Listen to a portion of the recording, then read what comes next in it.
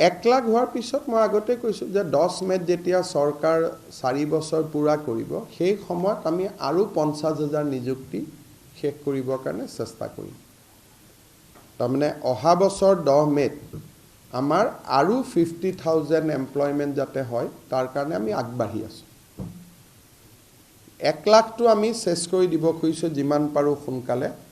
আজি এটা নিযুক্তি আছে, 15 আগষ্টৰ আগতে আৰু এটা নিযুক্তি আছে। 1 লাখ সংখ্যাটো আমি অক্টোবৰ মানত পাই যাম, অক্টোবৰ নৱেম্বৰ মানত, আৰু তাৰ পিছত 10 মে'ৰ ভিতৰত আমি আৰু 50,000 নিযুক্তি দিম।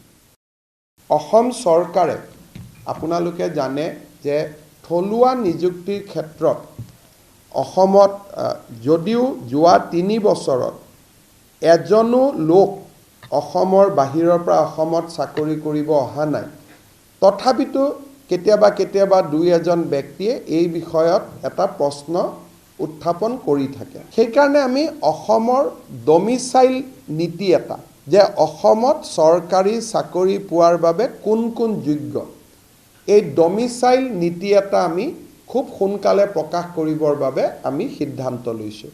অসমৰ বিভিন্ন ব্যক্তিৰ লগত মই অনানুষ্ঠানিকভাৱে এই দিশত কথা পাতিছোঁ, কিন্তু এই বিষয়ত সকলো বাক বিতণ্ডা ওৰ পেলাবৰ কাৰণে প্ৰথমতে 3য় আৰু 4ৰ্থ বৰ্গৰ কাৰণে, পিছত আমি তাক আগবঢ়াই লৈ গৈ থাকিম।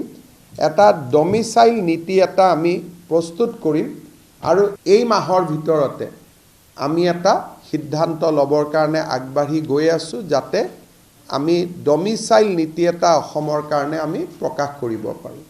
অসমৰ শিক্ষকসকলৰ আমি এটা মিউচুৱেল ট্ৰান্সফাৰৰ ব্যৱস্থা আমি কৰিছিলোঁ মই শিক্ষামন্ত্ৰী হৈ থকা সময়ত, আৰু তাৰ এই নীতিটোৰ ফলত বহুত শিক্ষক নিজৰ গৃহ জিলালৈকে উভতি আহিব পাৰিছিলে।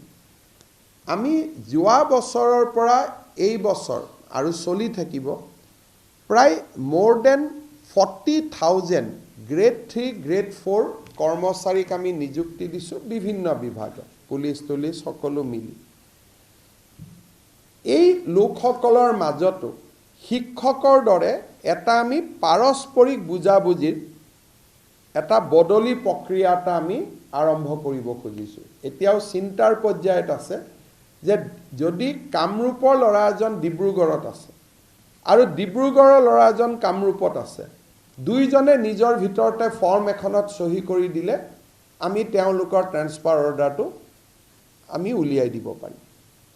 ই অসমৰ বহুত চৰকাৰী কৰ্মচাৰীক সহায় কৰিব আৰু ই 3rd গ্ৰেড 4th গ্ৰেডৰ ল'ৰা ছোৱালীসকলে ঘৰৰ বা এটলিষ্ট গৃহ জিলা নহ'লেও তেজপুৰৰ ল'ৰাজন বৰাক ভেলীৰ পৰিৱৰ্তে যদি দৰং বা বিশ্বনাথতো কাম কৰিব পাৰে, বহুখিনি সুবিধা হ'ব।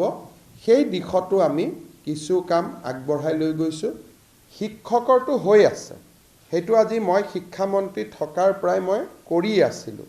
এতিয়া বাকী বিভাগবিলাকত আমি কৰোঁ। ইম্পৰ্টেণ্ট সেইটো যে আৰক্ষীটো কোনোবা এজন ল'ৰা শিলচৰ বেটেলিয়নত আছে, এজন ল'ৰা গুৱাহাটীৰ বেটেলিয়নত আছে। গুৱাহাটীৰ ল'ৰাজনে যদি শিলচৰত যাব খোজে, শিলচৰ ল'ৰাজন গুৱাহাটীত আহিব খোজে, নিজৰ ভিতৰত মিউচুৱেল কৰি ফৰ্ম এখন এপ্লাই কৰি দিলেই আমি সেইটো কৰি দিব পাৰিম।